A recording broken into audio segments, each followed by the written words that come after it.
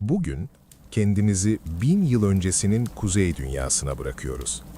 Soğuk rüzgarların denizin üzerinden geçtiği, gecelerin aylar boyunca sürdüğü ve insanların yaşamlarını doğayla mücadele ederek sürdürdüğü bir zamana gidiyoruz.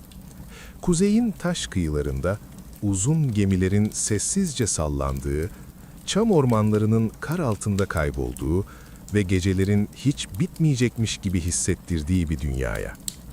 Çoğu insan Vikingleri yalnızca savaşlarla hatırlar. Baltalarla, gemilerle, yağmalarla. Ama geceleri her şey değişirdi. Çünkü kuzeyin uzun gecelerinde insanlar savaşçı olmaktan çok yalnızca yorulmuş insanlardı.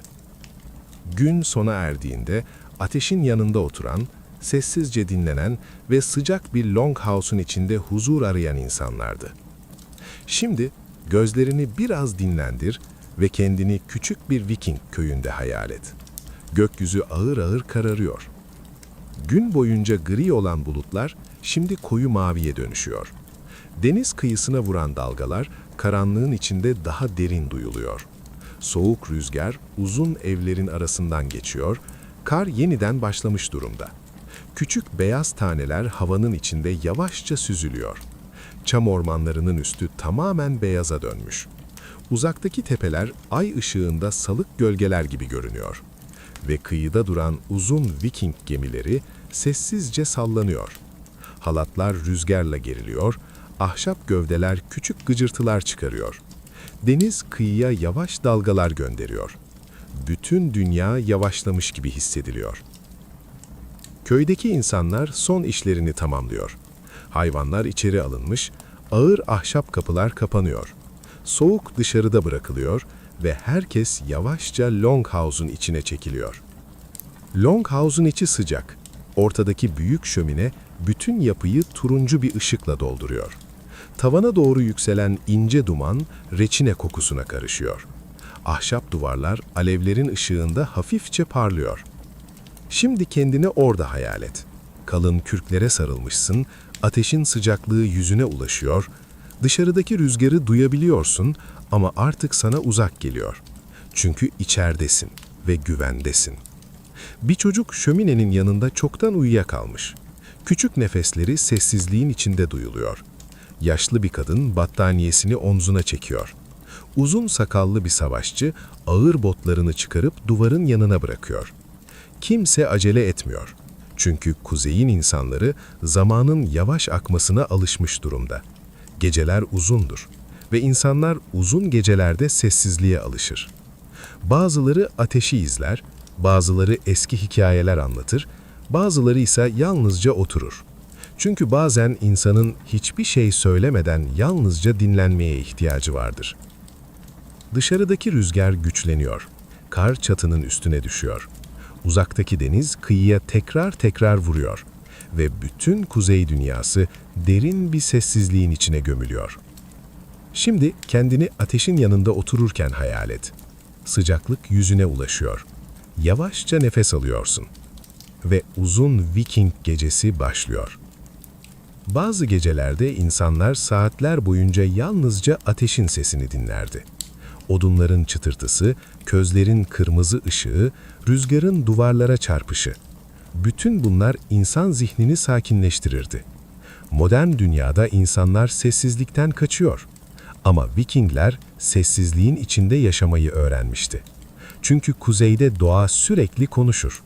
Rüzgar konuşur, deniz konuşur, kar konuşur ve insan zamanla bunları dinlemeyi öğrenir. Uzun bir deniz yolculuğundan dönen savaşçılar bazen geceleri uyumakta zorlanırdı. Çünkü günler boyunca yalnızca dalga sesi duymaya alışmışlardı. Deniz, insanın zihnini değiştirir. Aylar boyunca aynı ufka bakmak, karanlık gecelerde küçük bir geminin içinde sallanmak, soğuk suyun yüzüne vurması insanı sessizleştirir. Belki de bu yüzden Vikingler geceleri huzuru severdi. Çünkü gündüz hayat zordu. Kış sertti, toprak acımasızdı, deniz tehlikeliydi. Ama geceleri ateşin yanında insan sonunda dinlenebilirdi. Şimdi gözlerini biraz daha ağırlaştır. Ateşin sıcaklığını hisset, Dışarıdaki rüzgarı duy, karın sessizce düşüşünü hayal et ve 1000 yıl önceki kuzey dünyasının yavaş, ritmik ve sessiz ritmine kendini bırak. Gece ilerliyor. Ateş biraz küçülüyor. Turuncu alevler artık daha sakin hareket ediyor. İnsanların nefes alışları ağırlaşıyor. Çoğu kişi battaniyelerine sarılmış durumda. Bir çocuk annesinin yanında uyuyakalmış. Yaşlı bir adam gözlerini kapatmış halde ateşi dinliyor. Köpek şöminenin yanında sessizce kıvrılmış ve dışarıda kar yağışı devam ediyor. Belki de uzak ormanda bir kurt yürüyor. Belki küçük bir tilki karların arasında iz bırakıyor. Belki de kuzey ışıkları bulutların arkasında gökyüzünde dans ediyor. Ama Longhouse'un içinde bütün bunlar uzak hissediliyor. Çünkü içeride yalnızca sıcaklık var ve huzur var. Bazı Viking kadınları geceleri şöminenin tamamen sönmesine izin vermiyordu. Çünkü ateş yalnızca sıcaklık değildi, yaşam demekti. Kuzeyin dondurucu gecelerinde ateşin kaybolması tehlike demekti. Bu yüzden biri gece boyunca ara sıra uyanır, küçük odun parçaları ekler, közleri canlı tutardı. Şimdi o sessiz anı hayal et. Herkes uyuyor. Longhouse karanlık. Yalnızca küçük kırmızı közler parlıyor. Bir kadın sessizce ayağa kalkıyor. Odun ekliyor. Alev yeniden büyüyor, turuncu ışık kısa süreliğine duvarlarda dans ediyor. Sonra tekrar sessizlik oluyor ve gece devam ediyor. Uzun Viking geceleri bazen hiç bitmeyecekmiş gibi hissedilirdi. Özellikle kış aylarında güneş çok kısa süreliğine görünürdü. Bazı günler gökyüzü tamamen gri olurdu. İnsanlar aylar boyunca kar görürdü. Ama buna alışmışlardı. Çünkü kuzey insanları sabırlıydı. Doğayla savaşarak değil, onunla yaşamayı öğrenerek hayatta kaldılar. Şimdi uzak deniz üzerinde ilerleyen bir Viking gemisini hayal et. Ay ışığı siyah suyun üstünde titriyor. Rüzgar yelkenlerin arasından geçiyor, geminin ahşap gövdesi dalgalarla birlikte yükselip valçalıyor. Bir savaşçı kürküne sarılmış halde gökyüzüne bakıyor. Yıldızlar sonsuz görünüyor ve insan kendini küçük hissediyor. Belki de bu yüzden Vikingler doğaya bu kadar saygı duyuyordu. Çünkü kuzey dünyasında insan doğanın kuvvetini her gün hissederdi. Karın sessizliği, denizin sonsuzluğu, rüzgarın sertliği ve uzun gecelerin ağırlığı insanı değiştirirdi. Longhouse'un içinde ateş biraz daha küçülüyor. Büyük alevler yerini kırmızı közlere bırakıyor. Turuncu ışık duvarlarda daha yavaş hareket ediyor. İnsanların nefes alışları ağırlaşıyor. Çoğu kişi çoktan uykuya dalmış durumda. Bir köpek şöminenin yanında sessizce uyuyor. Yaşlı bir savaşçı kısa süreliğine gözlerini açıyor. Ateşi kontrol ediyor, sonra yeniden battaniyesine sarılıp uykuya dönüyor. Gece derinleşiyor. Dışarıda kar yağışı devam ediyor. Uzaktaki orman tamamen karanlığa gömülmüş durumda. Belki bir kurt karların arasında yürüyor, belki küçük bir tilki sessizce av arıyor. Belki de kuzey ışıkları bulutların arkasında gökyüzünde dans ediyor. Ama Longhouse'un içinde bütün bunlar uzak hissediliyor. Çünkü içeride yalnızca sıcaklık var ve huzur var. Bazı kuzey Vikingleri geceleri şöminenin tamamen sönmesine izin vermiyordu. Çünkü ateş yalnızca sıcaklık değildi, yaşam demekti. Kuzeyin dondurucu gecelerinde ateşin kaybolması tehlike demekti. Bu yüzden biri gece boyunca ara sıra uyanır, küçük odun parçaları ekler, közleri canlı tutardı. Şimdi o sessiz anı hayal et. Herkes uyuyor. Longhouse karanlık. Yalnızca küçük kırmızı közler parlıyor. Bir kadın sessizce ayağa kalkıyor. Odun ekliyor. Alev yeniden büyüyor, turuncu ışık kısa süreliğine duvarlarda dans ediyor. Sonra tekrar sessizlik oluyor ve gece devam ediyor. Uzun Viking geceleri bazen hiç bitmeyecekmiş gibi hissedilirdi. Özellikle kış aylarında güneş çok kısa süreliğine görünürdü. Bazı günler gökyüzü tamamen gri olurdu. İnsanlar aylar boyunca kar görürdü. Ama buna alışmışlardı. Çünkü kuzey insanları sabırlıydı. Doğayla savaşarak değil, onunla yaşamayı öğrenerek hayatta kaldılar. Şimdi uzak deniz üzerinde ilerleyen bir Viking gemisini hayal et. Ay ışığı siyah suyun üstünde titriyor. Rüzgar yelkenlerin arasından geçiyor, geminin ahşap gövdesi dalgalarla birlikte yükselip alçalıyor. Bir savaşçı kürküne sarılmış halde gökyüzüne bakıyor. Yıldızlar sonsuz görünüyor ve insan kendini küçük hissediyor. Belki de bu yüzden Vikingler doğaya bu kadar saygı duyuyordu. Çünkü kuzey dünyasında insan doğanın kuvvetini her gün hissederdi. Karın sessizliği, denizin sonsuzluğu, rüzgarın sertliği ve uzun gecelerin ağırlığı insanı değiştirirdi. Longhouse'un içinde ateş biraz daha küçülüyor. Büyük alevler yerini kırmızı közlere bırakıyor. Turuncu ışık duvarlarda daha yavaş hareket ediyor. İnsanların nefes alışları ağırlaşıyor. Çoğu kişi çoktan uykuya dalmış durumda. Bir köpek şöminenin yanında sessizce uyuyor. Yaşlı bir savaşçı kısa süreliğine gözlerini açıyor. Ateşi kontrol ediyor, sonra yeniden battaniyesine sarılıp uykuya dönüyor. Gece derinleşiyor. Dışarıda kar yağışı devam ediyor. Uzaktaki orman tamamen karanlığa gömülmüş durumda. Belki bir kurt karların arasında yürüyor. Belki küçük bir tilki sessizce av arıyor.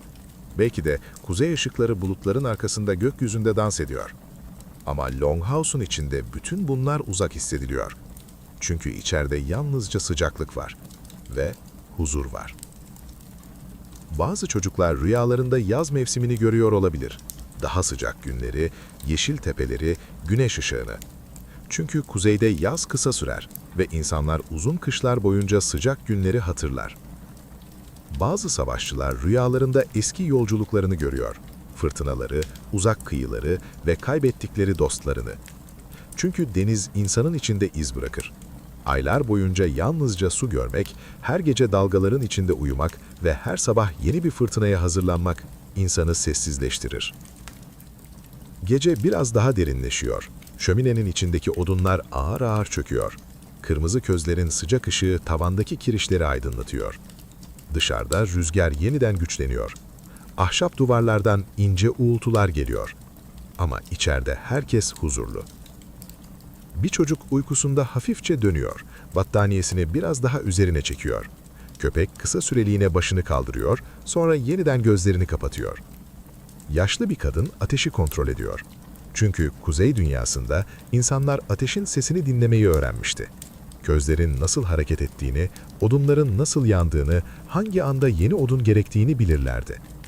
Uzun kış gecelerinde ateş hiçbir zaman tamamen yalnız bırakılmazdı. Çünkü ateş yaşamın merkezindeydi. Şimdi gözlerini biraz daha ağırlaştır. Kendini tamamen o Longhouse'un içinde hayal et. Ahşap kokusunu duy. Şöminenin sıcaklığını hisset. Dışarıdaki kar fırtınasının uzakta kaldığını fark et. Ve kuzey gecesinin sessizliğine kendini bırak. Bazı Vikingler uyumadan önce gökyüzünü izlemek için dışarı çıkardı. Kalın kürklerini omuzlarına alır, sessizce karların üzerinde yürürlerdi. Ay ışığı beyaz karın üstünde parıldardı. Uzakta deniz karanlığın içinde nefes alıyor gibi görünürdü. Ve bazen kuzey ışıkları ortaya çıkardı. Yeşil ışıklar gökyüzünde yavaşça hareket ederdi. Sessiz, huzurlu, neredeyse gerçek değilmiş gibi. Bazıları bunun tanrıların mesajı olduğuna inanırdı. Bazıları ise yalnızca sessizce izlerdi. Çünkü bazı görüntüler açıklanmaz. Sadece hissedilir. Şimdi kendini o karanlık kıyıda hayal et. Soğuk havayı hissediyorsun. Uzak denizin tuzlu kokusu rüzgarla birlikte geliyor. Gökyüzünde kuzey ışıkları dans ediyor. Arkanda sıcak Longhouse duruyor, önünde ise sonsuz görünen kuzey denizi uzanıyor. Ve bütün dünya sessizleşiyor. Belki de modern insanın unuttuğu şey buydu. Yavaşlamak, sessizleşmek ve yalnızca bir ateşin yanında oturup hiçbir şey düşünmeden nefes almak. Şimdi sen de dinlen. Uzun gemilerin karanlık denizde sallandığını hayal et. Rüzgarın ahşap duvarlara çarptığını duy. Şöminenin sıcaklığını hisset. Ve 1000 yıl önceki Viking dünyasının uzun, sessiz, huzurlu gecelerine kendini bırak.